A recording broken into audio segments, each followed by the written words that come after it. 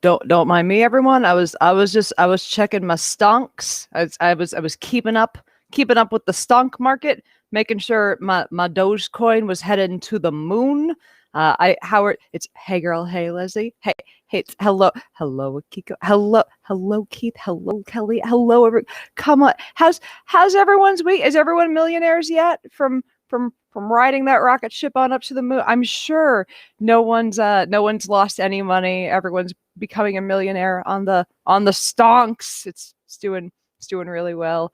It's been I thank you guys for it's I we'll get into the EDS in a moment. Thank you guys for being I appreciate that I have a job that allows me to have the illness that I do, because it's rough being a chronically ill person, because sometimes I'm just in pain and can't fucking move, and I'll pop out a rib, and I'm just like I'm not able to. Or let me phrase it: I can sit here and talk to you guys, but when it hurts to breathe, it's really hard to do my job. So there are also days when, because I have my chronic headache, I can't do my thing. So I appreciate that you guys are chill and are when I'm having a headachy day, or having a day where everything's fucking hurting. You're like, hey, we'll be here we'll be here next time. It's cool. Anyways, but yeah, this is part of the reason why I have the job that I do. Kelly just asked, did you get your Botox? I did get my Botox, and leaving the house and being around humans was terrifying. Actually, I got Xeomin, but that's another story for another day.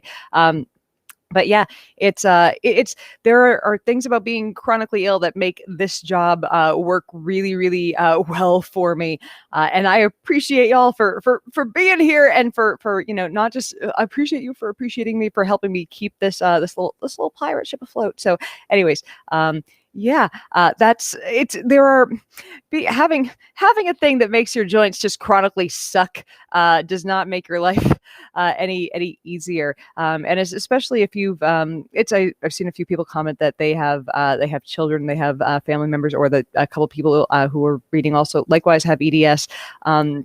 So you guys understand my pain. Now, if you were diagnosed with EDS, or you started up with symptoms when you were younger, and people seem to be getting more aware about what Ehlers-Danlos is. Someone just said, "I love your headphones." I come with not just one set of kitty ears, but hold on, my hoodie. Likewise, kitty ears. I need all the kitty ears. I need kitty ear power. It's what helps keep the Ehlers-Danlos down. Anyways, but like people were far less aware of EDS a handful of years ago. Like, it feels like it's kind of gotten to this nice, like, critical mass where people are aware, oh, you have this cluster of symptoms.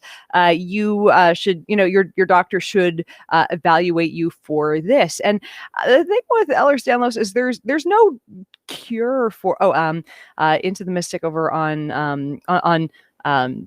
and Periscope just asked, what is EDS? So Ehlers-Danlos is it's basically a disorder of your collagen. There are a bunch of different types of Ehlers-Danlos. I believe there are 7 subtypes of it. And for the majority of people with Ehlers-Danlos, I would say have type hypermobility, where your joints can dislocate. A lot of people have very stretchy skin. There are clusters of symptoms. Like, you meet one person with Ehlers-Danlos, you can't predict what the next person with Ehlers-Danlos is going to have for symptoms. But the main thing that people kind of associate with the disorder is having joints that dislocate, that are very unstable, that are hyperflexible. Like, you see someone who's a contortionist, like, my first thought is always Ehlers-Danlos. Like, is there, and it's basically your collagen does not, it's got a little bit of a genetic quirk going on. It's not quite as it doesn't repair itself quite as well.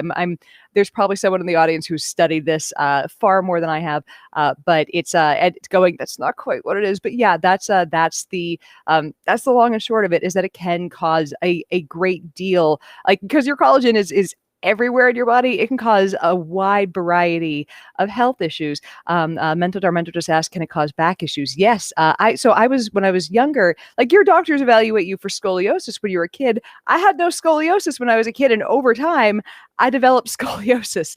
And I don't have a major, like, I'm not hunchbacked, too badly for my horrible posture, but Yeah, it can cause a wide variety of joint issues. But for me, one of the earlier things that made them decide between because like there are disorders that can look like Ehlers-Danlos. Like early, they thought that I had benign hypermobility syndrome, which man, they're one of the types of Ehlers-Danlos is hypermobility, is type as Ehlers-Danlos type hypermobility, and that can look almost exactly like benign hypermobility syndrome, very, very similar. And it's just, I believe at this point, there's no genetic test for type hypermobility, Ehlers-Danlos. And it's just, it's based on clinical evaluation. Like, you present somebody to 10 different doctors.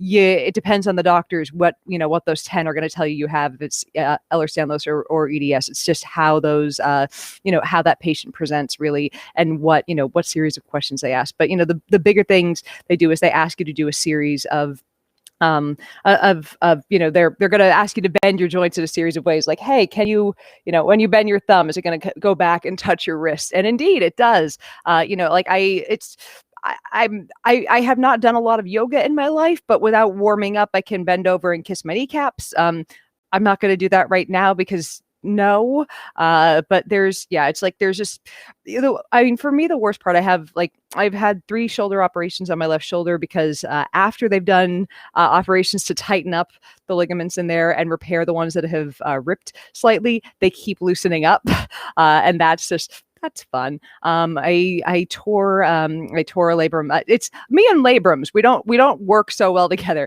I tore a labrum in my left hip, and my left hip always popped a little bit. And when they did, when they did X-rays after my hip surgery, and I had hip surgery the week that I turned 29. I'm like, oh my God, I'm ending my 20s, and this is the condition I'm in. I guess I'm gonna need a wheelchair suit. But they, my doctor looked at my hips and looked at the structure of my hip sockets, and they were like, oh, you've got yourself some hip dysplasia, and you're going to need a double hip either replacement or restructuring by the time you're 50, more than likely. And that's just part and parcel of it. So, I have joints that dislocate. It's quite painful, and if you or your children are diagnosed, Rich Vanette just asked if it's painful. It is. And if the worst part is if you're younger and when you first start showing symptoms, like nobody wants to put someone on something for pain when they're younger, and it's understandable why. Like I'm not saying this going, oh, why didn't they give me all the like? I had a doctor who irresponsibly prescribed for me at one point in my 20s, just overprescribed like fucking crazy for a shoulder issue. I needed shoulder surgery badly, and like the doctor was just too, they were hesitant to do surgery, and so for 2 years just chucked pain meds at me, and it was it was pretty ugly. I have many things to say about that.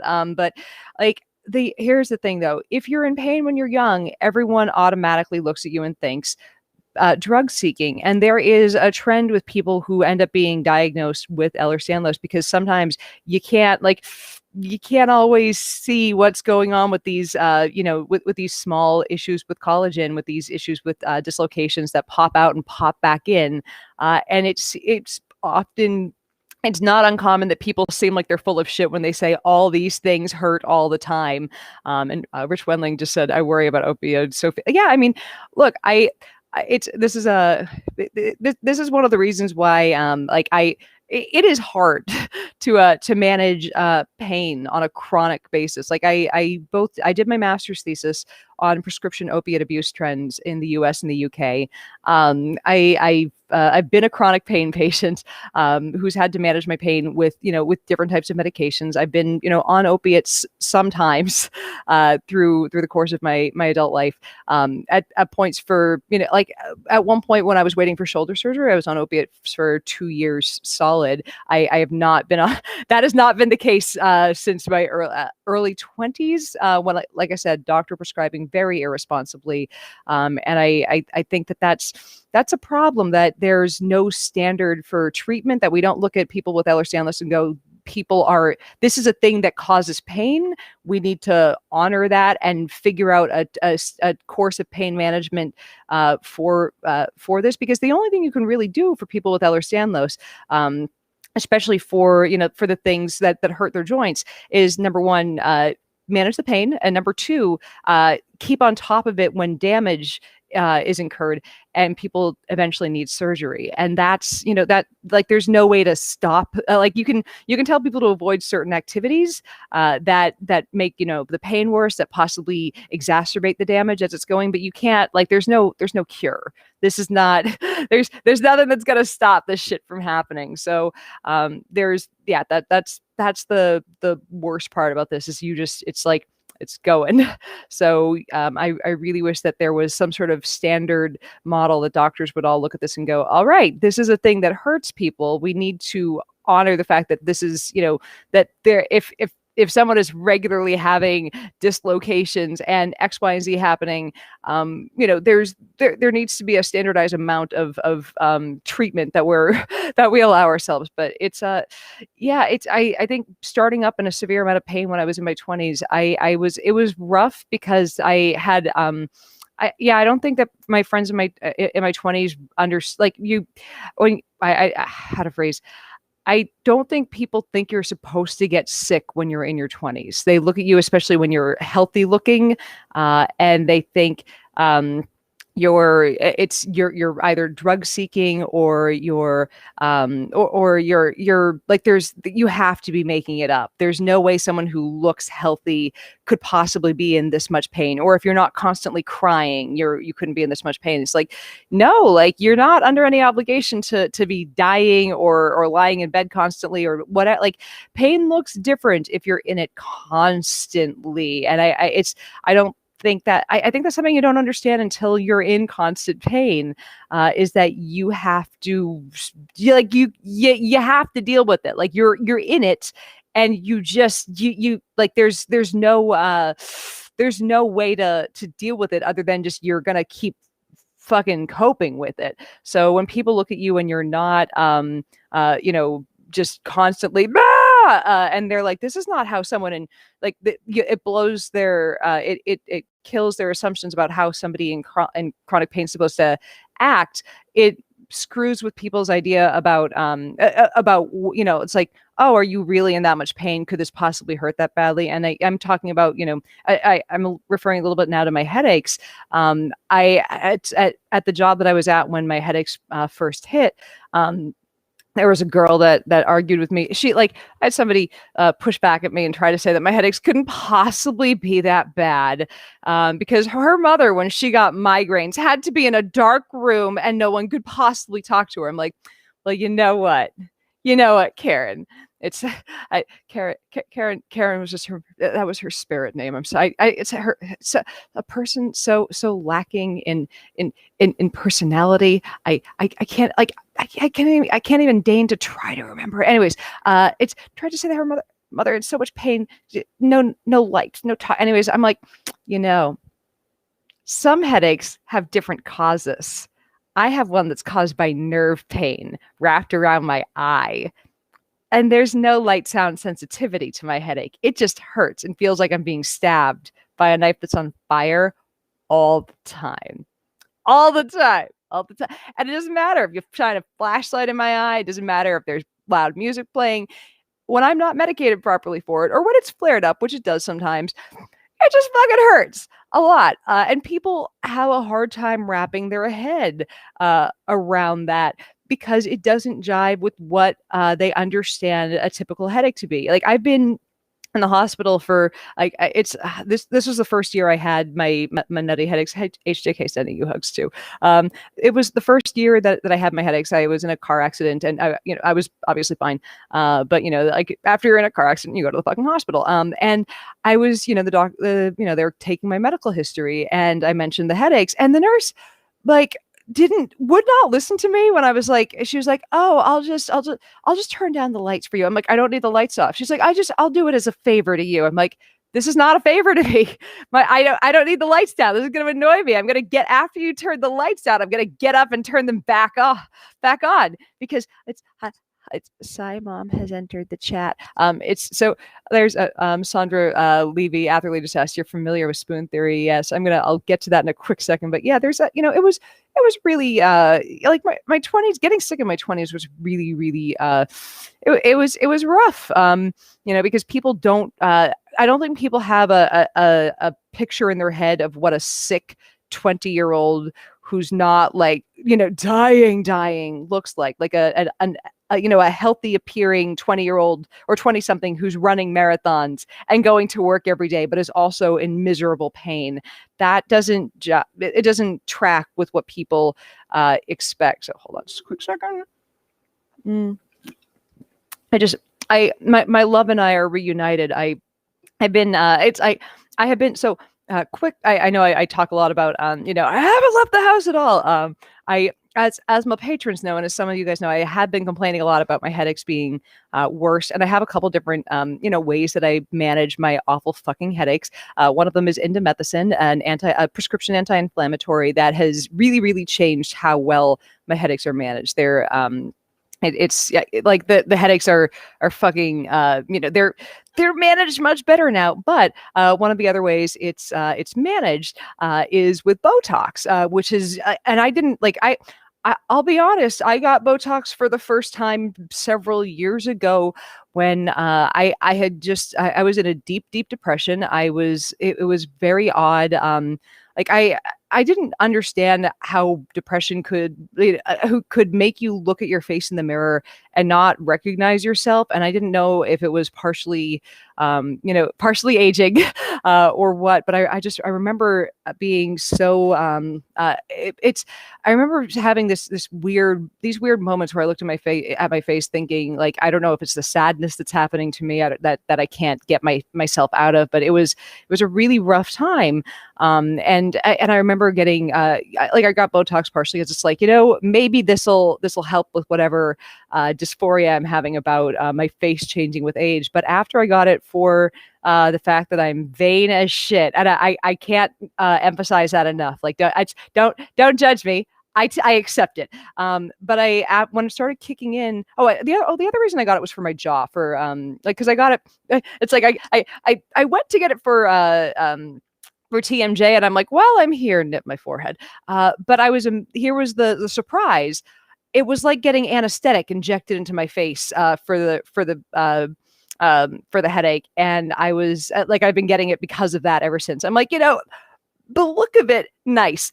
The pain relief has been incredible. So I will keep praying to the fucking neurotoxin gods to the end of my days if it keeps me, looking a little younger and keeping me out of pain. Like I was up till 6:30 in the morning a couple days this week, and I could not. That was my breaking point of going, all right, I've stayed in the house.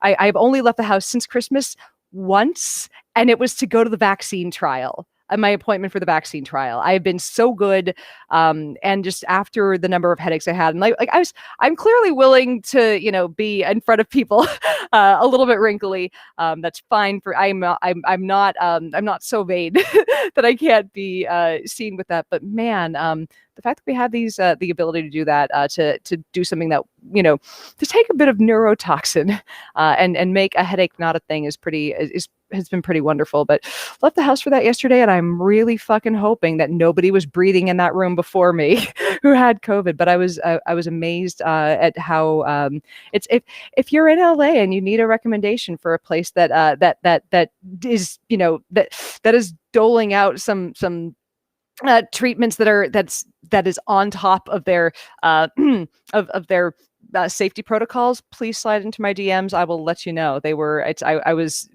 wholly fucking impressed with how they worked. With how they worked. Anyways, let's get back to that. But yeah, I'm Botox has been incredibly helpful for my headaches, and I was shocked by that. It feels like topical anesthetic right around my eye. And if I have an excuse to keep myself a little less wrinkly from all of the time I spent in my 20s looking angry and confused, I'll fucking take it. Anyways, I want to get over to Sandra's question. You're familiar with spoon theory, so I'm going to guess a decent number of people in the audience have heard of spoon theory. So spoon theory is I don't know if theories. So spoon theories, it started. It came up on a blog one day by a woman who had lupus, I believe. If I'm fudging any of the finer details on this, fucking go ahead and fucking at me. I don't care. But so this, there was, a woman and her friend, I believe, in college, who were talking about, what does it feel like to have lupus? The friend who was not who was of healthy body was asking, I see you with lupus. I see you struggling. I see you every day, going throughout your life. And I feel like I understand what it's like, but then I also don't understand. Like I see it, but I can't please, explain to me what it's like to have this. So the friend with lupus, who's I believe she had a cane and she's, dealing with, mobility and some of the issues that anyways, she grabs a bunch of spoons off the table, just in a moment of, inspiration, grabs a bunch of spoons off the table from the dining hall and says, say you start the day with a bunch of spoons. And you have to, and you have a finite number, and each thing you do costs a certain amount of, say the spoons are energy, that you've got in you. You only have a certain number though. And everything you do, from getting out of bed to pouring a bowl of cereal, to taking a shower, to walking your dog, it all takes X number of spoons. And some days, because of how much pain you're in, like you're down, you always start with 3 spoons. Some days you wake up and you're fine and you have 200 spoons. But being in chronic pain, you wake up and you're like, you have to meter out how many spoons you use for everything. And there are days when I wake up and I'm like, oh fuck, my ribs are aching, my headache hurts before, and there are days when I wake up and my headache is fine and I take my medication. And I barely, I get the little twinge of pain before I get out of bed, but I can, I need to take food before I take my medication, or else I'll get a stomach ulcer. So I have to wake up, eat something. Like I shove food down, like as soon as light hits my eyeballs, I'm stumbling downstairs to the kitchen, shoving food down my throat, and downing a pill of indomethacin and hoping that it kicks in before the pain does. It's rough. But I do that and it keeps the headache at bay. And it's like, if I don't do that, that takes away some spoons from me, and it's tiring because I just want to fucking sleep in. I don't want to wake up and have to shove bread down my throat anytime, just to keep that headache away as soon as, but I got to do it. And it's a balancing act of spoons. It's like, do I wake up now and lose some sleep because that's going to take away spoons, or do I not get up and get some pain from that? Because that's also going to take. So that's part of it. But then you that it's. You're finally awake. And if, say, the headache's gone, that's great. That means I have a day with more spoons. And I go out to work around my place that, as you guys have seen, is in need of some we're still in the midst of, we're doing some renovations around here, which, it's taken some time. The amount of lifting, and if I'm having a day where the back's not, hurting, and I want to do some renovations, I want to do some painting, I want to do some scraping, and I'll be like, yeah, I'm on top of this. I can rock climb, I can do yoga, I can do weightlifting. But then more often than when I was younger, than to my friends, I'll just pop some, completely doing normal activities, and I don't know when, I don't know how it'll hit. It'll feel like I've done nothing to bring it upon myself. I'll pop a rib out, or I won't even pop a rib out while I'm doing something, but it feels like when I've done a little bit more activity than usual, or I'll breathe a little wrong, I'll pop a rib out, or I'll strain a shoulder, and just, it takes so little. Or I'll do a lot of I'll do a ton of rock climbing for weeks, and then I'll shrug the wrong way. And it's just, there's no way to there's quite a good way to know when that's gonna hit. And it's rough. It's really fucking rough.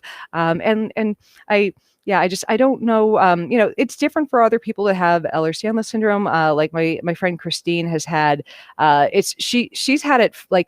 I want to be clear about this. I have a mild to moderate case of EDS. I would say, the thing that has complicated my life about as badly as that has been my headache, and I don't know if they're linked into each other or not. That's a question for Jesus. But I see, I see other friends who have it, who have dealt with POTS. It's post orthotachy. I'm going to screw up the what it stands for. Basically, it means they have a very rapid heartbeat. Just because here's another thing that's going to screw with you, because there is some vascular involvement for some people with Ehlers Danlos. There is a subtype of EDS called that's a vascular subtype. So when I told my last doctor, BTW got EDS, she was like, "We're going to send you in for an echocardiogram." On an up note, thank you so much, Leslie. Postural orthostatic tachycardia syndrome. I've gotten so much better about reading words that I haven't seen before on the screen on the fly. Yes. Thank you guys for posting that for me. I really appreciate. But yeah, there's Steve Patterson just commented, this is a commercial presentation. Support SciBabe on Patreon for more camera angles. Indeed, if you guys have not signed, I'm just gonna get a quick call to action. If you guys have not signed up to join me for Patreon yet, and they're going to be later today. I'm going to be posting some more tiers. So please, there's going to be a little announcement coming tomorrow. So tomorrow might be the day to sign up for Patreon. Today might be the last day to pop in for under the wire for the $1 Patreon level. But you for just a tiny little amount of money, you can keep a science communicator off the street. You can help keep the you can help keep the daily moment of science free for everyone, and not on a subscription Substack or a subscription newsletter, by going and signing up over at Patreon. The links are all below at patreon.com/SciBabe. Donations help keep all the Sci pups and Sci cat kitties afloat in vaccines. They help keep me awash in Diet Coke, and all of those things. These moments of science are written and fact checked by me and me alone, and they take some hours, and I try to get them right and thoughtful and thought provoking, and try to get some knowledge of the world into you on a daily basis. So I very much appreciate if you are out there and you're enjoying them. If you can sign up for my Patreon, and there are going to be some perks for you. Eventually, this is going to be turned into a book, and this is going to get, if you are, it's going to be a self-published book, and this will get that book into your hands if you can come and sign up for my Patreon. And there's an extra stream every month for patrons. Actually, there's, starting in February, 2 extra streams. Anyways, click down below for the Patreon if you just want to send me a few dollars, just once. There's also my PayPal, and if you want to send me candy, there's my Amazon wish list down there. So anyways, all those extra little things, because some days I'm just in pain and candy makes me feel better. So anyway, it's just all the stuff's below. There's my call to action. Rich Wendling, vaccinate the Sci pets. Does not matter what's happening in the pandemic. The Sci pets are up to snuff on their vaccinations. Do you have Henry Ortega just asked? Do you have your rabies and distemper vaccine? I have not. I have not personally gotten my rabies vaccine yet, but if I have to, I will. HJK just asked. But can you pronounce Escherichia? I'm not. I'm probably pronouncing that one wrong. Escherichia. I'm not sure if it's a hard ch or a soft ch, and that's one of the hard. Like, it's whenever it's a question for something that's got like a sound that's got, that has a two-way pronunciation. I'm like, oh, I'm fucked now. I'm very fucked. It's Kelly Grabowski Howell has as a good suggestion for you. If you are somebody who is enjoying the moments of science, but wants them but does not enjoy Facebook comments, every single moment of science is posted same day, or once in a while if I'm exhausted, next day. But they're basically posted generally within an hour over on SciBabe.com. And sometimes if I have not had enough time to really look through it, if I've rushed the publication over on SciBabe or on Facebook, they get a 1-over, and they've gotten a few edits by the time they get to SciBabe.com. Also, you can sign up to subscribe over on SciBabe.com, and they will land in your inbox. So you will get your daily moment of science pinged right over to you. Also, I'm too fucking lazy to annoy you with a zillion emails, and to as you're just from my website. I'm not going to send you things being like, do sign up for, here's your call to action. I'm just, you're just going to get an email with the daily moment of science. So that's, if you want that, scibabe.com, there's a little sign up form. Like I said, I'm too lazy to spam you with shit. Like it took me years to make a Patreon. So that shows you my motivation level to nag you with things in your inbox. I hate subscription forms myself, but you like the MOS and hate Facebook, there is a thing for you. Anyways, let's see. Chris Martin just asked, I just tuned in, so I apologize. It's been asked, have you read the new New York Times report about California COVID-19 variant? I don't know if I saw the variant. I read, let me grab this. I retweeted this. I just wanted to throw this down. Like, if you, proviso, I am not an investment expert at all. This is not advice. No one should ever take investment advice from me. Buy Dogecoin. That's just to go buy yourself some Dogecoin, but only buy an amount that you could just never throw. Like, the amount of Doge that I have bought is an amount that I could, like, I put at the very beginning of the pandemic, and I've thrown in a little bit more since then, but I threw in $60 at the beginning of the pandemic because I was not bringing in any cash at that point. I just opened I think I opened a Patreon like that month. I just lost my gig. They had said, like, I believe that was when they sent out the first the first stimulus check, and we're like, maybe they'll send out another. I'm like, I'm gonna put in an amount in this that I could afford to light on fire, and that's it. So I put in $60, and at that point, Dogecoin was worth a fifth of a cent. It was, I think I made my first buy when it was worth it was worth 0.19 of a penny, and now it's worth hold on, because it's changing around a lot.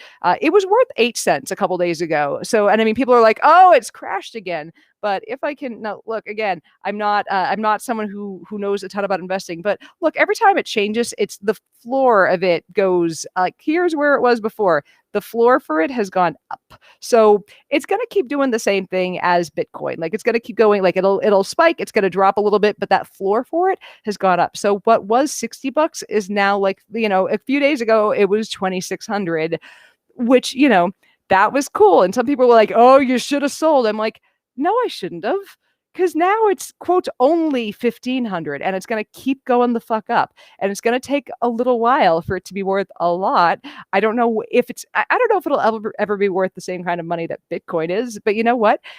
Over the course of less than a year, it went from $60 to $1,500, which is kind of stupid. Like, that's insane. That's fucking insane. So throw a little bit of money into Dogecoin if you've got a little bit of money kicking around. But again, only an amount that you could afford to light on fucking fire. Okay, that's just don't throw in $5,000 as your life savings and then be like, Cybabe told me to throw in everything on Blue 30.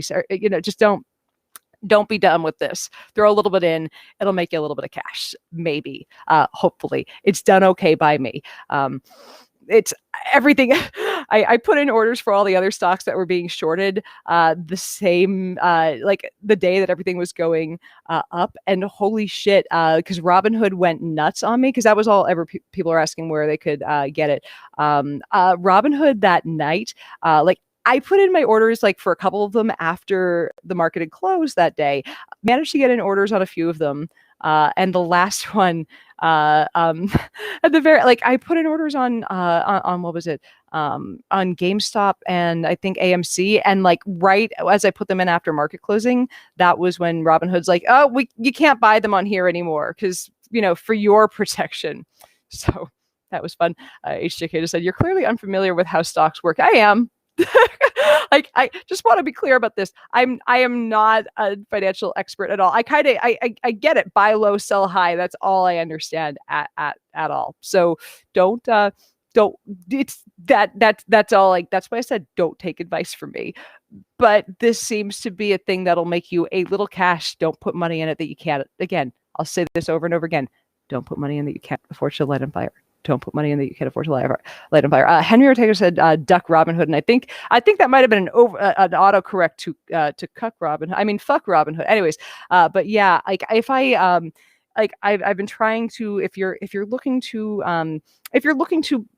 invest in in any of the cryptocurrencies, I'm not the right person to tell you where to invest in that. A lot of people have in various forums I've been hopping around on have recommended Binance or Binance US, the apps. There's also Coin Wallet and Coinbase. Those all seem to be reputable. Do your own research, though. This is not financial advice. Those seem to be on the level for places you can buy it. And the big difference between Robinhood and those other ones is that from Robinhood, you are not purchasing the coin. You cannot use the coins like the Dogecoin or any of the crypto that you invest in on Robinhood to actually buy things. You're just investing in them and like as stock, as opposed to buying a Bitcoin to use as a Bitcoin. So very complicated. Anyways, so if you're trying to invest in it, don't do it on don't do it on Robinhood. I wish I had not started with the Dogecoin on the Robinhood is what I'm saying. Why am I giving financial advice? I'm gonna fucking stop. Anyways, I'm gonna go back to the question that I put up on the screen here.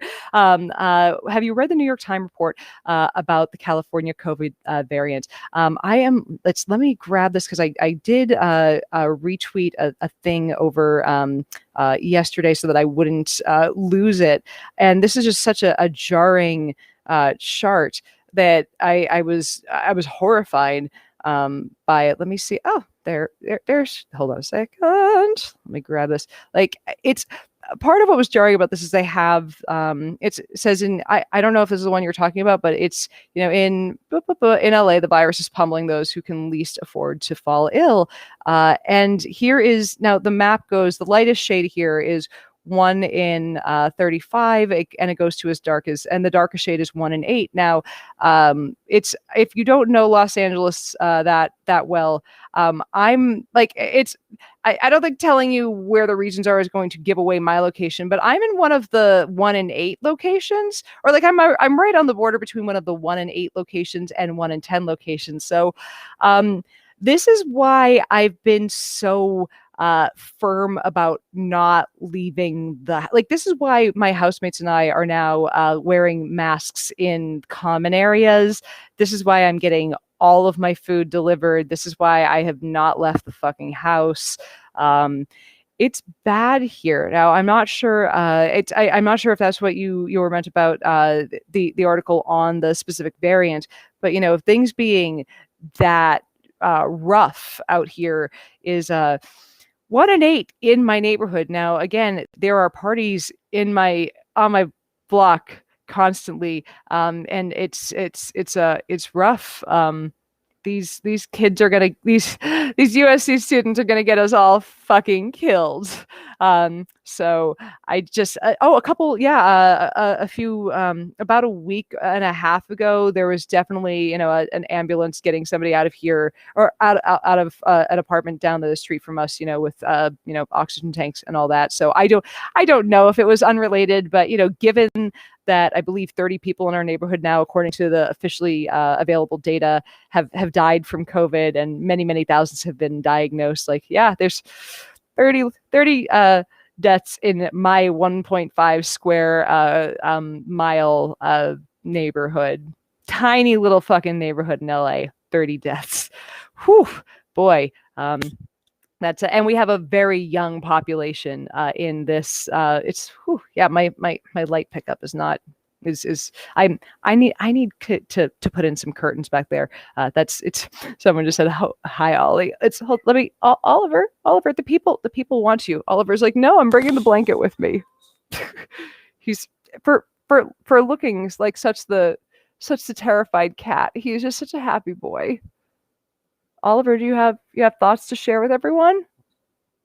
Is your thought that you would like to not be here? Do you want to go do something else?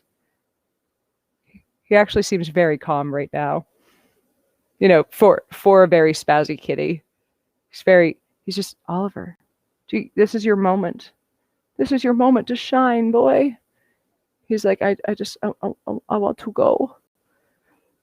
Henry just said, I love black cats. We have two black. Technically, Oliver is a striped kitty. If you see him like in the light, you can see this. He's this wonderful, like vague little white like striped pattern. He is a handsome boy. He is a like a big boned cat. Like Lexi, our Torty, she a thick girl. She's my cinder block. But Oliver is just a huge cat. Like he is a muscly, long, gigantic cat. Lexi enjoys calories. So they're a fun group. Mary just said love black cat. So we have Oliver, who first glance black cat, closer look technically has stripies, and then we have Bonnie, who's our tiny little girl, who she's our little baby Black Panther. We have our assortment. They're so cute. Oh, this is I think I posted a little a video of this cat a while. This is how much I'm obsessed with animals. Obviously, I obsess over neighborhood animals, but this little cat has like, there's this neighborhood cat that I'm determined to like turn into my cat, because it's followed us. Like it's like I post, let me see if I can, I think this is a video oh yeah, this is a video of this cat. I have to show you guys this. Let me just hold on. Let me get this off of the screen. Come on. But this cat, this was just so adorable. Like whenever I run into this cat in the neighborhood, like it'll come like just it's like this cat sees me and is like, oh, I know you, and runs right over to me and the dog. And the dog is kind of like, Buddy is kind of a dumbass, and like it sees another animal, like sees cats, squirrels, whatever, and is like, oh, I have to run right at you. Sees this one cat and just is like, oh hey. And like its little cat will wander down the block with me, lies down on the like. And let me get this this little video of our little kitty friend. Come here. You're still coming? Come here, baby. I think we have a new cat. So there's our little, there's one more little, just because this kitty's so adorable. Come on. That was not what I meant to click on. Hide that. One more with this little kitty. Come on. Are you following us? Hello, baby. Hello. Hi. Are you coming on our little walk? Have you decided you two are friends? Come here. Our new cat friend. Hello. Hi, gorgeous. Hello, friendly cat. Oh, you can't not reward that. Buddy, are you perplexed? So yeah, I want that cat to be our new cat. Isn't that cat so cute? But yeah, whenever I run into this cat in the neighborhood, just runs right over to Buddy and is like, "Hey, Fred, I miss you." George Atkins over on Periscope just called me a cat lady. I am, like, because we have, it's just like, we've got 4 animals, 3 cats and a dog. 2 of the cats came with my husband. 1 of the cats came with me. And like whenever I walk through the house, like I've got a parade of cats that just wander on after me. So they just look, they add animals just like me. So there's I'm just saying, wasn't that cat fucking cute? But it's the fact that the cat will just, whenever I see this adorable little fluffy kitty, follows me around the neighborhood and is just, let me throw myself on the ground and show you my belly and get love. So I'm like, eventually I want this to be our porch cat. So look, I'm stuck in lockdown. This cat brings me joy. When 1 in 8 people in your neighborhood has COVID, you find refuge with the cats. So anyways, to do, I'm, so that's that.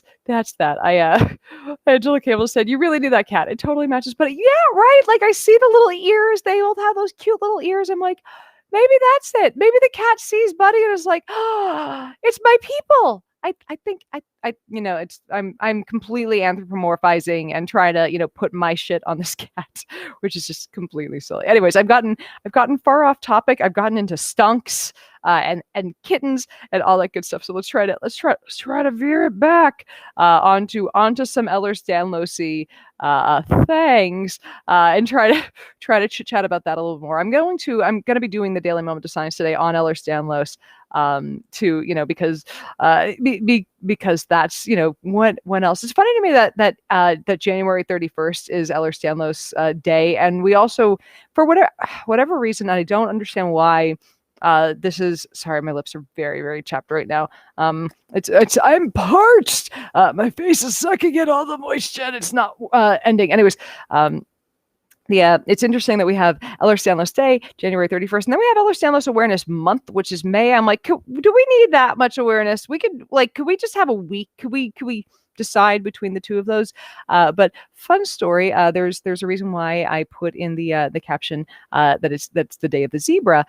So there's an adage, and a lot of you have probably heard this. There's an old adage in medicine. When you hear hoofbeats, when you hear the sound of hoofbeats coming, don't think zebras, think horses, because the obvious answer is horses. And people, like, we all like there to be an interesting answer, right? Like, it's fun when it's way more fun if a pack of zebras is coming running at you than a pack of horses, because that's at least an interesting answer. But most of the time, it's gonna be a fucking pack of horses. Just I found this comment funny. Just have to come on. Let me actually click on the thing I'm trying to click on. It's every so often it is not easy to click on a thing that I'm just trying. You went off on a tangent that's so unlike you. I feel called out, but accurate. Anyways, but yeah, so back to the zebra thing. So here's the thing with the zebra thing. Every once in a while, you got a fucking pack of zebras. Hold on. And because, look, I needed to be prepared with a second Diet Coke. Cheers. And Rich Wendling just said, at least it's not unicorns. I think, you know what? I prefer calling us unicorns. I think that's a much happier, more delightful way to look way to look at the situation. But yeah, it's every so often, like when there's so many things going wrong, it's people are like, there can't be this much shit going wrong. No, there's it's there. Yeah, this is we are kind of we're medical, we're genetic lemons, really. So just so many things go, it's when there are this many things going wrong, we are the hoofbeats of zebras, basically. And here's your fun little bit of trivia. The show House, which I love so much, has given me so much entertainment over the years. It was originally the working title of the show was Chasing Zebras, because it was it was a doctor chasing a bunch of medical mysteries. So that would have been, I'm sorry, but that would have been a fucking awful title for a show, and I'm so glad it was called House instead. But yeah, so there's a little bit of story on the zebra thing. I would prefer to be called a unicorn, though. I see someone talking about this over here. Christine Mowers. I apologize if I'm mispronouncing her last name. It can't be rheumatological. The ANA is only weekly positive. I had a weekly positive ANA, but I also, like I said, all the flexibility things are passing. So it was, man, I had it was funny because there's there's always a question of who do you go to treat or to manage your Ehlers-Danlos, and I've had the first person who diagnosed it was a rheumatologist, because that's who's supposed to diagnose and manage your Ehlers Danlos. Like, and then of course you're supposed to go to an orthopedic surgeon for for any joint issues. And there, like you go to you go to a rheumatologist for diagnosis and long term like case overseeing, and then to individual doctors for each of the various things that can go wrong, like for all your different organ systems. But like when after I was diagnosed at Cedars-Sinai, I switched medical systems, and my primary care at Kaiser was like, "Oh, here's the rheumatologist we're going to refer you to." I get to that rheumatologist, and here's why awareness of these diseases is really important. This is a rheumatologist. She was a young rheumatologist too, and like which at least said to me, I would have thought she and like I hope this doctor has done, since then, like there's been more awareness, there's been more training, she's looked into this more, whatever. But like you'd expect if someone, fairly recent out of, out of school, out of whatever, out of residency with rheumatology would fucking be up to date on the fact that Ehlers-Danlos is managed from a fucking rheumatologist's office. I get in there and I'm like, here's my case, here's my diagnosis, here's all my shit. And she just looked at me and she's like, this isn't managed from a rheumatologist's office. I'm like, that's funny because my fucking primary care physician sent me here for a reason. My last rheumatologist managed. What's your deal? So that was a fun conversation when I went back to my primary care's office. I'm like, you know what happened when I went to the rheumatology office here at Kaiser? He was like, what? Yeah. So that was rough. This is part of the reason why we need to have these conversations, because when your doctor when your doctor isn't even aware that this is part of their field, that's an issue. And like I keep thinking that like this has become a thing that more people know about, right? Because like I feel like I see a lot of it's David Bullock just said, well, you were at Kaiser. Look, I love my primary care physician, love him. Like he is it's like I go to see my primary care physician, not right now, but like normally I go to see my primary care and I get a hug. And like I left Kaiser for a little while when I moved to San Francisco, came back, and like my husband and I were like, we're getting Kaiser because we want to go back to our old doctor. Like he is a really, really good primary care physician. But man, it's painful to think that there are doctors that don't even know, like that wouldn't even like, it's like, oh man, she showed up and said, this is a thing that a rheumatologist is supposed to manage. Her doctor, even her primary care, sent her here because this is a thing that I'm supposed to manage. Maybe I should at least Google this before telling her this isn't my job. Like, really? Yeah. But that's the thing. But yeah, I'm fortunate. It's here's like, I just wanted to throw this one other thing out there. Like my primary care is a DO, is a quote doctor of osteopathic medicine, and every so often I'll see like when someone's trying to like bitch about a doctor online that's promoted some bullshit, one of the things that they'll try to say is, oh, it's a DO. In the US, no, there are different regulations around the world. From what I understand, there are countries where a DO is more like a chiropractor than an MD. But in the US, DOs and MDs have substantially equivalent training. And I would trust a DO to do basically every and any procedure that a doctor has that they have gone through the training for. So the last, I believe, two doctors, or no, the doctor before that I had was a PA. I've had NPs for my primary care before, but yeah, my doctor, it's my doctor that I have now is a DO, and he's fucking outstanding. So I really it. Pardon me. But yeah, this kind of line of thought that I see sometimes from skeptics and from pro-science people, that automatically jump on, they're looking for a way to pick someone apart when they see a piece of bad science, and the first thing they go to is, that's a DO. Like it's thank you for pointing this out, Akiko. That residency programs for MDs and DOs are now merged. Yeah, and it's like I said, substantially equivalent training. A DO and an MD at a hospital, they can, if they're in the same program, they can do the exact same thing. So in the US, they're fine. So there's my little plug. I love my DO. There's that.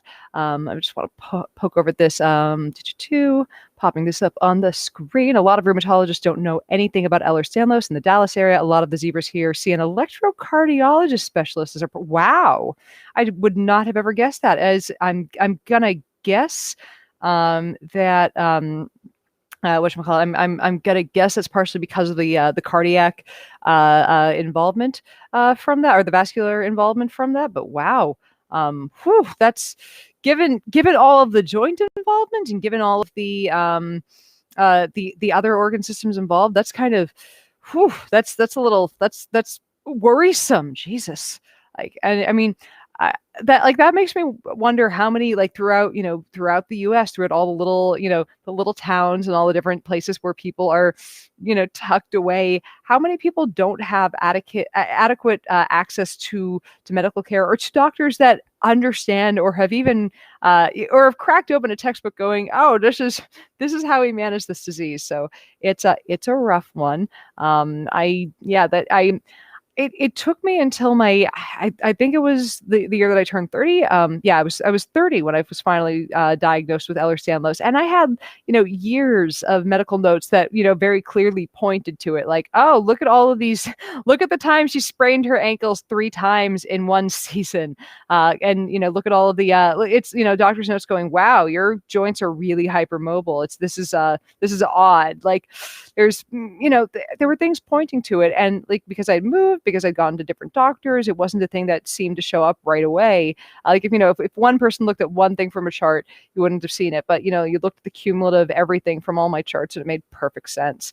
So yeah, it's been it's been interesting seeing how long it took to be diagnosed, how people treated me when I was first, symptomatic but without care in my 20s, and now seeing how people are being, I would say better about how they treat people with chronic illnesses now that I'm in my 30s and there's a little bit more awareness. But I hope that we can keep getting a bit better at this. And I have to admit, I have not always been.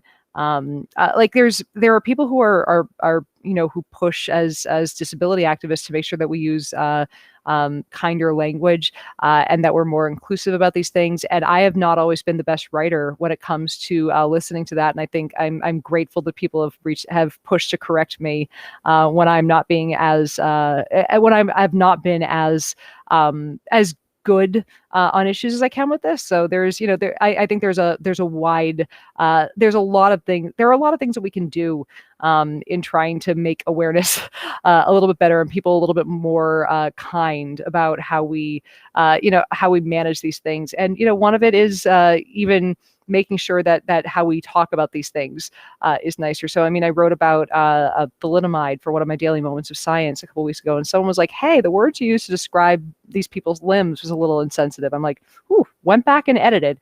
But, I think that I think that talking about, I think when we talk about people who are dealing with chronic pain, when we talk about stuff like Ehlers-Danlos, and we're talking about, diseases that cause us to cause our capacity to to be comfortable and enjoy life to be diminished. I think that we have to keep in mind that there's how to phrase this, that there's there's a human that needs care and not a patient that needs or how to phrase this, a set of symptoms that needs analysis to be torn apart. Because whenever we hear somebody has a pain issue, it's always, well, what went wrong with their life, not how do we help them feel better.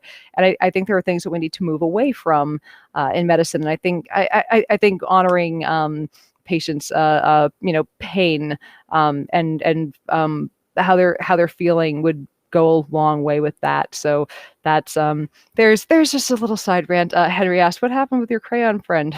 Oh man, if you were on the Patreon stream yesterday, I think I know what you're talking about. Like I said, I did not stick the landing on that apology as well as I could have, and I'm still sorry for that one. But we do things to ourselves sometimes that we need to live with, and we need to sort our way out through. But we live, we learn, and we get better as human beings. So hopefully, so anyways, moving on.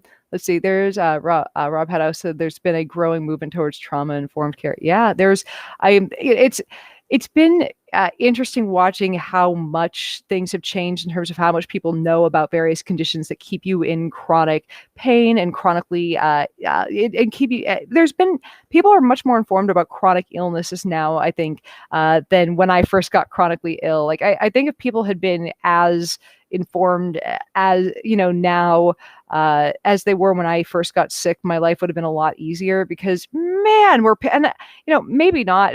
Maybe it's just that now all my friends are in their 30s and they're getting sick too. And they're like, oh, I didn't realize that things sucked when you're in pain all the time. I get it now too and understand compassion. I'm like, you're not compassionate. You're just also in fucking pain.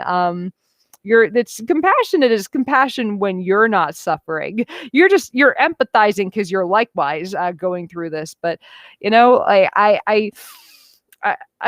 just saying, I wish that people would have been able to be empathetic before they too had back pain from their mid 30s kicking in. So that would have been nice.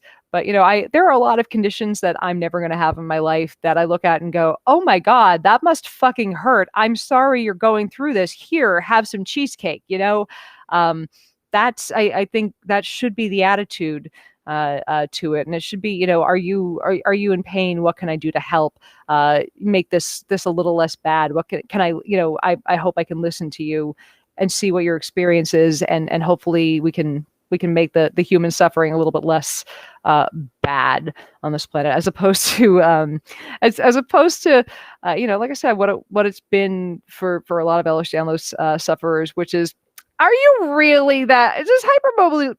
Does this being hypermobile really make you suffer that? How can your joints really hurt that much all the time? All the time. But you're not crying right now. Like you're making a joke, right? You were funny for a moment, so you couldn't be in pain ever. Like it's so these things happen. So just I appreciate that y'all are letting me kind of kvetch about this for a little while. I need my kvetch sessions. So anyways, hold on just a quick moment. Anyways, I need to check something. Moving on. So I'm back. Jason Monahan just said cheesecake and zebras both have Z's. You might be onto something. I would agree with you if you were spelling cheesecake correctly, sir. But I will accept your answer. It's anytime someone rationalizes a way to eat more cheesecake, especially right after I bought like a buttload of cream cheese, I'm down with it. But also, like, it's here's some fun news. As and I say this like with the proviso of I'm terrified because it means I have to leave the house and be around a human, but I'm filming a thing for the Weather Channel in 8 days. I'm really excited. So I'm on a TV show called Weird Earth, and I don't talk about it. I talk about the fact that I'm on a TV show not enough. It's the thing I should do more because I'm on television, and most people are like, I'm on television. Did you know I'm on television? But yeah, we're filming season 2. And we were originally going to film that last month, but I don't know if you've heard. There's a fucking plague. So they're like, hey, we figured out how to do this pretty safely. It's just going to be you and the camera guy, and the director is going to zoom in. So we're remote. The director is zooming in, like, Jesus. And I believe last year, I don't think we're doing panels this year. Like last year for it, if you check out, Kelly Rabowski Hall just said it's a cool show. I don't know if I don't have cable. I've never watched an episode of the show that I'm on. So if you have the Weather Channel, it's on 9:00 Sunday nights. I guess apparently it rotates through the week. The number of times I've had someone tell me, like, because they don't watch it serially, they thought it was like a documentary. I've had so many emails be like, I saw you on this cool weather documentary. I'm like, I'm actually on a full season of this show. So I'm like, thank you. Glad you saw me. Please tune in every Sunday night at 9 p.m. But like, it's not like my show. I'm one of several people on it. My just want to let you guys know, my mom says it's a fun show to watch. I've gotten the mom vote. I have won my mother's heart for the TV show that I'm on. It was a very difficult thing to convince my mom that I was funny and clever on television, but I have done it. I've captured my mother's heart and making her think that I have done well at getting on television. I love you, Mom. Here's one thing that I was very happy about. With getting called back to do season 2, and I did not. Look, my mom says you should. Mom said my mommy thinks you should watch my show. I'm just saying, Weird Earth, not 9 p.m. 8 p.m. Central on Weather Channel. Anyways, but here's one thing I was kind of I was kind of surprised by, because like I follow some of my other Weird Earth my fellow talking heads on Twitter, and I don't know most of them. I only have met 2 of them that were on my panel that we filmed with over on so I'm friends with one of them still on Facebook. Hey, Blake. He was fucking hysterical. He was really, Blake and Tim were both great to film with. And a couple others, I saw them all like tagging Weird Earth when the thing first aired. And so, followed a few of them. And it's, I like, you never know if you're going to get called back again to film a season, but, they had some kind of like occultist type people and people that were like, I was one of the people they had to explain all of the, like sciencey stuff. And they had some people that were there to be like, ooh, maybe the ground shaking was from this ghost from the 1800s, from this German sea witch from the 1600s. And it was just, like there were some pretty neat theories that were, bullshit, but like they were fun to add color to the show. And there was one guy that I talked to that I hadn't met, and I was like, hey, so we were DMing on Twitter. I'm like, so did you get the email for season 2 of Weird Earth? He's like, no, they barely used me for the show because they went in a much harder science direction, and they cut most of the occult stuff. I was there for a few minutes. I'm like, oh.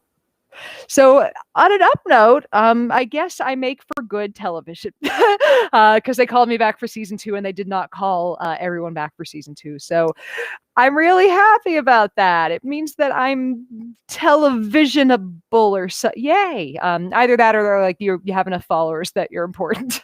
So I'm excited. I'm filming in 8 days. I'm also terrified because it means I have to be in a room with other humans that I don't live with. So please know that if I got COVID, if I get COVID from doing this, I tried really fucking hard to not get it, and skipping a year of television exposure is not a thing I can do.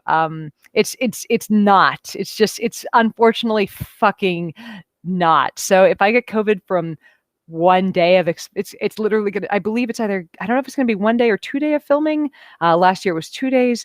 But if I get it from literally 1 day of exposure to one person, I guess it was meant to be. I guess it was meant to be that I was just supposed to spend a year inside, only to kill my lungs anyway. But at least they'll get their 12th talking head for the show on the Weather Channel. But no, I hope that the one human that I have to see is not the one human who has COVID. So that's that's the best we can do, is occasionally we have to do a job. And I've done a really good job of not being around people for this last year. So God, the number of people I know who have traveled, who have just pretended there's no fucking pandemic and not gotten sick.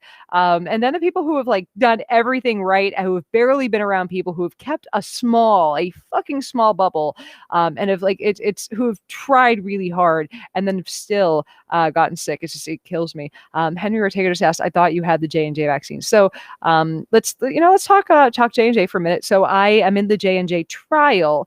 Now they have not unblinded the trial yet. So they've given out, their preliminary data that they're going to be sending out to the FDA to see if, to try to get emergency youths authorization.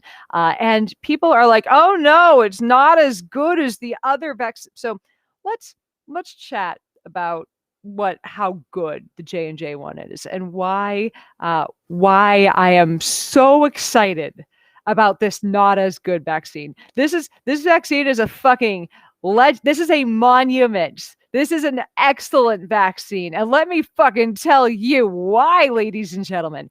First of all, this vaccine is way more effective with just one dose than the others are with one dose, because we're looking at effectiveness from Pfizer and Moderna with 2 doses, right? And we're like, oh man, 95% effective with 2 doses. All right, so J&J, check this out. It's what, 67% effective, give or take, with at preventing disease entirely, goes away, no symptoms, nothing. And I mean, this is talking about how much it reduces incidence of disease, not your chance of getting it. This is how much it reduces the incidence. So you're like, it's so yeah. Anyways, so 66% chance of just getting, you're not getting nothing. It takes it all away.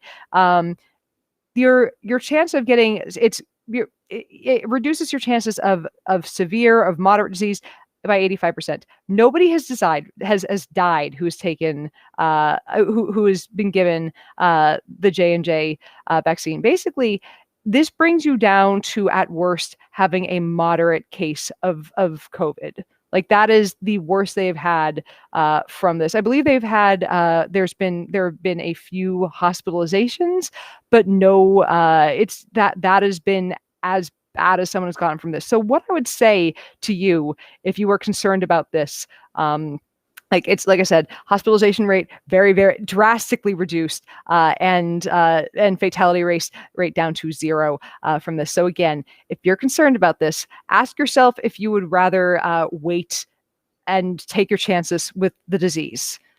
Because this vaccine does not have to be kept on as cold of storage as Pfizer's, which makes it a fucking miracle. You only need 1 shot of it, and they're also going to be, they're right now testing how the effectiveness, how good the effectiveness is with 2. But it's 1 does it this well. It doesn't need to be on cold storage. The fact that they only need 1 makes it so that they're going to get more people vaccinated. They're going to be able to make 1 billion doses in a year. How much better is this? They can get that many doses manufactured in a year. And this is also going to help. Like, the other thing with this is, if you are young, if you are not highly, it's David Bullock has the exact same attitude in this as I do. I'm Veruca on the vaccines. I want it all, and I want it now. I'm just give me whatever vaccine you can, shove it in my arm, shove it in whatever orifice works for it. Give it to me now. It's Peter Edwards is perfect. If we hadn't gotten the data, if we'd gotten this data before Pfizer and Moderna data, there would be fireworks going off. Exactly. And it's, I think that people are just because we got very, very spoiled by hearing that there is this 95% effective vaccine with 2 shots. So if we'd heard 66% effective with 1 shot before the Pfizer one, like, basically we'd be going, if we'd gotten the J&J one first, if that had been approved first, and then we got the Moderna one, and we heard, 2 shots makes it more effective. I wonder if we should do 2 shots of J&J, and that would be the question, as opposed to, why isn't this as effective? Because right now they're doing trials with 2 shots of J&J to see if they can make it more, if that makes it, a better, a more effective system. So I'm hoping that this turns, that they find out, hey, maybe it's more effective with a 2nd shot. That'd be really fucking cool. But for now, we know it's effective enough with 1 shot. And when I say effective enough, I mean, as someone who's in the trial, I get it. Some people who are getting their injection are not having a single fucking side effect. There's no swelling, there's no injection site, nothing. And that could have been me. It's possible. I'm typically someone who, when I get a vaccine, I at least have like a little, that little mound at the injection site. My upper arm is nice and stiff, all that kind of stuff that's delightfully annoying. But after, I didn't get any, the arm arm didn't feel bad. I didn't get any of the other things that people have been warning about with fatigue and fever, nothing.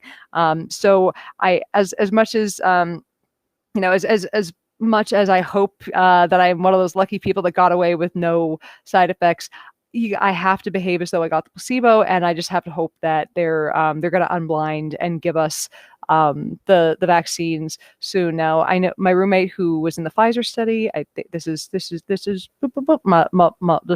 my chubby kid. This is my cinder block. But they told me last time I was there, likely they'll be unblinding at our next visit, which is going to be in March. So I might get this thing within the next 7 weeks. It could be longer than that, but I hope that I'll be getting the real vaccine in March. So fingers crossed. HJK over on YouTube asked double mask or one. Whenever I have to be around people, am doing double mask. I'm doing an N95 with a cloth mask over it to try to protect the N95. That's my suggestion. But if you can get your hands on an N95 or a KN95, please wear one right now, especially with things being so bad. I know that I was a little bit skeptical at first about if this thing was whatchamacallit, more contagious or not. And, I still don't know. Like, it seems like more and more evidence has come out that it's more contagious. Like, part of me doesn't know how much, like, I don't know how much more contagious it is. I don't know if this is, if it's, partially because of human behavior, because how many people do you know that are just going, fuck it, it's been too long, I don't know if I'm ever getting my vaccine, just give me the goddamn virus. Like, a lot of people have gotten, lockdown fatigue at this point, and it's really kind of sad. Like, I've seen far too many people who believe in science, just being like, I don't know if lockdowns work, because they want to go out to dinner. Learn to cook a steak, Monica. Anyways, so that's been rough to watch. Kiko just asked, what about KF94 for masks? I am not familiar with those. I would have to have a quick peek into them. Let's see. Sarah Morrow, what about double masking? I have loads of disposable masks. KN95s are pricey. I have not, I don't find, maybe I have a very cheap source of KN95s, but I highly recommend, if you can double mask with, like I said, a cloth one on top of a disposable one, that is, like I said, just do what you can that will keep you the most safe. But I always recommend at this point double masking, and it's partially because if you can only do one mask, surgical mask, and you don't have access to a KN95, please make it a surgical mask with non-woven fabric as opposed to a cloth mask. Cloth masks are not optimal, and it's kind of silly that we're still wearing them. So preferably a surgical mask, preferably preferably a KN95 or an N95. The plain-old cloth ones that everyone's been wearing since the beginning of the pandemic, unless you have an N90 or one of those PM 2.5 filters, it's not sufficient. So, like, I see people still wearing like bandanas and like masks that are like a loose, practically just a t-shirt with an elastic, and I'm like, what are you doing? That, like, if you can blow a candle out through it, it's not strong enough. So there's your litmus. If you can see the even if you can't quite blow the candle out, if you can see the flame, like, not flickering for dear life, it's not strong enough. So please, Henry Ortega just commented, surgical plus double cloth is best if you can't get it. Yeah, exactly. Like, you need something that will stop, that will disperse airflow and stop those droplets from coming out. So again, like, you don't know if you've been you don't know if you've already got it. And there's this wonderful kind of neat quality about masks that, even though we think of it as only stopping droplets coming out, there is a little bit of a protective quality on the way in. So no, that's not stopping all the droplets, coming in the sides of the mask. It's not a hermetic seal. No cloth mask, no surgical mask. Like, unless you have a KN95 that's been fit tested, you are not perfectly sealed in there. And even an N95 can fail. But the thing with even surgical masks, they do offer a little bit of protection in both directions. So while it's stopping particles from getting out, it is stopping some of the particles from getting in. Like, someone sneezes directly in your face, there are obviously going to be some particles that get on you, but a whole lot of them are shielded very obviously. And I feel like there's a part of you that doesn't need to see a science test, or it doesn't need to see an experiment to understand that, because we understand how barriers work, but that's part of this, is that when we see people, large swaths of people following mask policy, they work better than just they always work better than expected, and it's because there is a little bit of that protection in both directions, which is kind of neat. And Henry Ortega again pointed out, and guys, shave your beards. Oh man, I look, as a long time lover of beards, I hate I hate telling you guys this, but if you want your N95s and your KN95s to fit, you gotta and you love your facial hair, you gotta 70s tash this one, guy. You gotta put it down, put it. You know what, beards? I'm just saying, the tash is sexy. Put it, get it down to a mustache. Now is the time to bring back the mustache. Give yourself a COVID mustache, because that is mask compliant. Oh yeah, I want to see your COVID mustache. That is my request. I want everyone to, I want all the men to make their faces mask compliant and show me those sexy mustaches. I think that I want to figure out how I can turn that into a campaign. So I feel like that could be. Jason Monahan just asked, neck beards are okay. Neck beards are never okay. Like, this is actually my way that I want to. This is how I'm gonna get rid of the neck beards. I think actually this is how COVID's gonna get rid of the neck beards. Like, it's nature's way of self-selecting out people who do not manicure their beards very well. Just saying.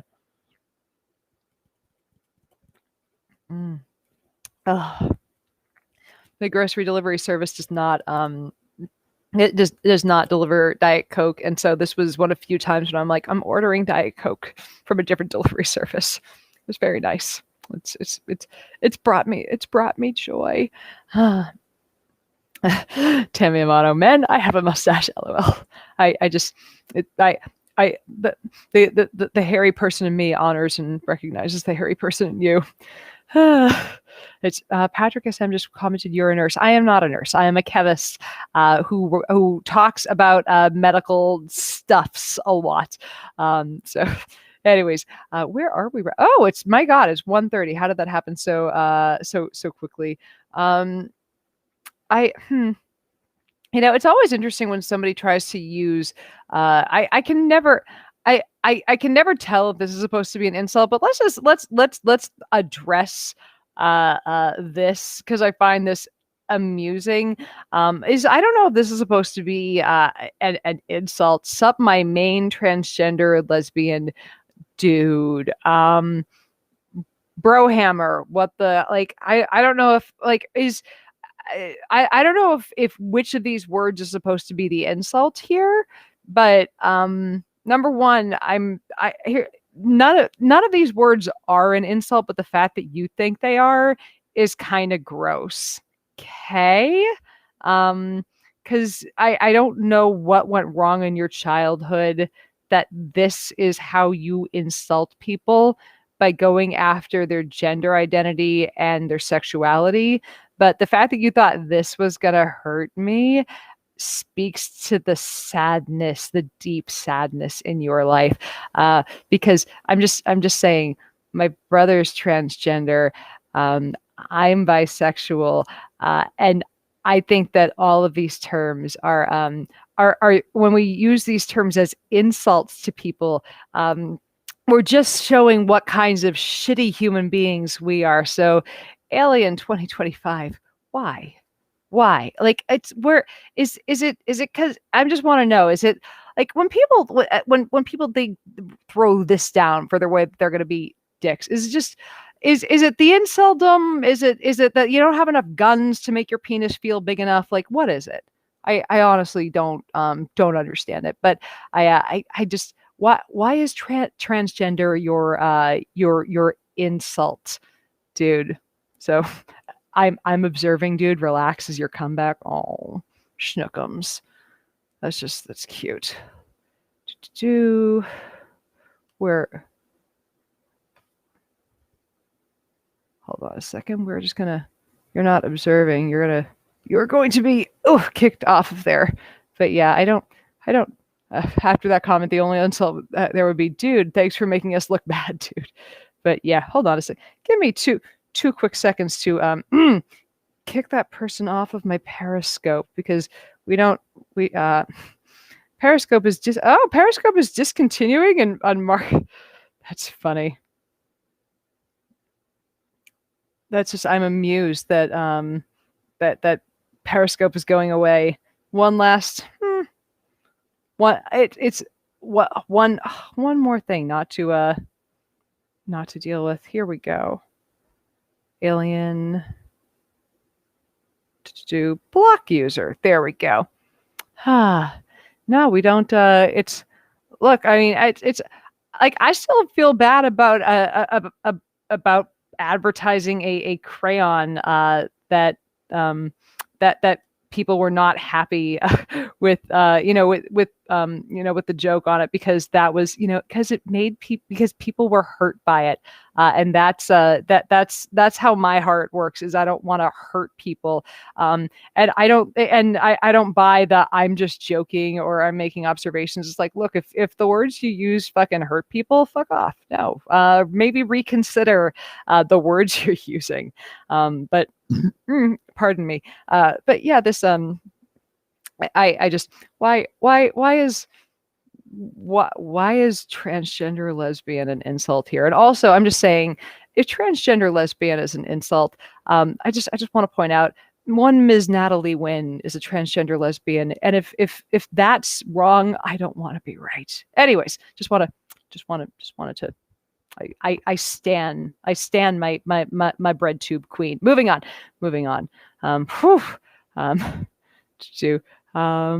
I just Kathy just commented, wow, I just got here. Wow, I apparently missed a lot. As usual, I see your sweet cat too. Yeah, there's maybe we need a good retort first all memorize. I think it's when someone's just being a dick, just I about these kinds of things, I think just asking them, hey, maybe consider what went wrong in your life.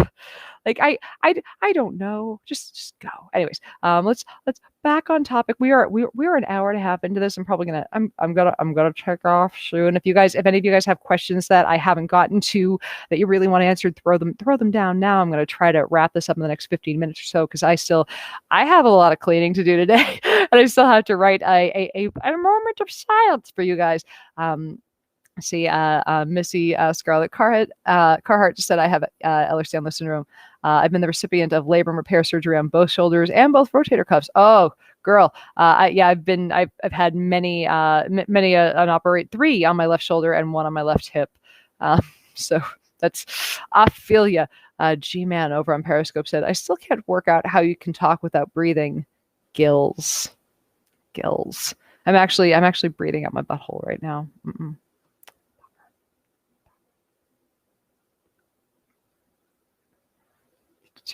This is a funny exchange. But Body Wolf just commented back. It's EDS, not ED. I think I'm gonna calling it ED. I'm gonna be like, I have ED, Ehlers Danlos. Not call it ED. It's just let people be like, you have erectile dysfunction. Yes, I do. The penis that I don't have is definitely not working. Whenever I explain to people exposure risks, I give it a caveat that it doesn't apply to a symptomatic person sneezing in your eyes. Otherwise, it generally takes 15 minutes of exposure. Yeah. Let's see. Kelly Grabowski Hall says it's called circular breathing. If I could, I think I would be terrified if I could, or I would be terrifying if I was capable of circular breathing, because I already talk too much. I don't need another way that I can keep it going ad infinitum. There's perpetual motion, and then there's perpetual sound. Like, both. Let's keep them both myths. Let's see. Pfizer can help with both ED and COVID. Exactly. It's just go Pfizer. Pfizer's it's a winning drug. I'm just saying, people are very comfortable popping those little blue pills, but they're terrified, and that can come with cardiac complications. They're like, I don't know about this very safe vaccine, though. Man, it's going to be a while to get people to calm down about this vaccine, but it's working. There's I I the getting a lot of get seeing that the number of problems we're having with getting even medical professionals to be comfortable with this vaccine has been hard. I have friends who are doctors who are saying, these doctors at my own hospital are like, never mind just nurses, like doctors at their hospitals are saying no to it. They're seeing, end of every day, they'll have a number of vaccines that have been thawed for use on medical staff. And every single day there are non-medical staff that end up getting vaccinated because there are a ton of healthcare workers that are like, nah, don't want it. I've seen all of this happen. I saw all the people that died, all of the nah, I'm going to take my chances for the disease. I do not understand it at fucking all. But you know what? Not for me to understand. I'm just going to take advantage of the people that are turning down the vaccine and get in line. I'll take their place in line. So it's there's one thing that's come up as a question a few times, and people have asked, if I get the chance to get the vaccine early, I'm in my 20s, 30s, 40s, 50s. What, if I get the chance to get vaccinated, knowing that there are people in a higher risk group, do I take it? Is that going to take away a vaccine from someone? If there's a vaccine actively being handed to you, they're like, here is this vaccine. You're right here, right now, this vaccine into your arm. That vaccine would not have landed in the arm of a 65-year-old with emphysema if you turn it down. That vaccine would have landed in a garbage, all right? Because right now there are places that are, they thaw out a certain number, they have a certain number that they can distribute and have ready to give out during the course of the day. They're like, all right, we have, we can physically thaw out, inject, do this. Like, here's the number of hours we have. Here's the number of, here's how much we can do today. And, get to the end of the day, certain number of people haven't shown up or have turned it down or whatever. They've got some vaccines left over. And you have, you've made some phone calls, you happen to be there, whatever. And they're like, we got one for you. There is no valor in saying no because somebody else might, no, take the vaccine. This is just what you do. Because by saying no, you haven't freed it up for somebody else. By saying no, you have just denied yourself that vaccine. So, don't wait for a specific one. Do not say I'm holding out for Pfizer. Don't say I'm holding out for Moderna or J&J. Take the first available vaccine that is offered to you. I'm not saying go out and seek out, if there are places that are like, hey, we've got a list where there's end of the day whatever's available. We're calling people. Look for those in your area, but don't be as Rich Wendling just said, follow your inner Veruca and say, I want it now. There are definitely places that are, they've got a list. End of the day, there are some left. Get on that list. Don't I believe there's a couple that flew to fucking Alaska and took 2 vaccines that should have gone to Inuit, to elderly Inuits. Don't fucking do that. But like I said, there are vaccines in your area. Here's perfect, perfect little metaphor. Is the lifeboat going to go out half empty? Get it. Don't take the spot available for grandma, but get it. Just get it. Take what's given to you here. All right, you'll be fine. I want you guys all vaccinated. So take what's available. Fucking take it. And don't do the, I'm unsure about J&J. It's the J&J one. I would take fucking Sinovac. I would maybe even take the one out of Russia right now. I would take Sinovac. I would take any of them.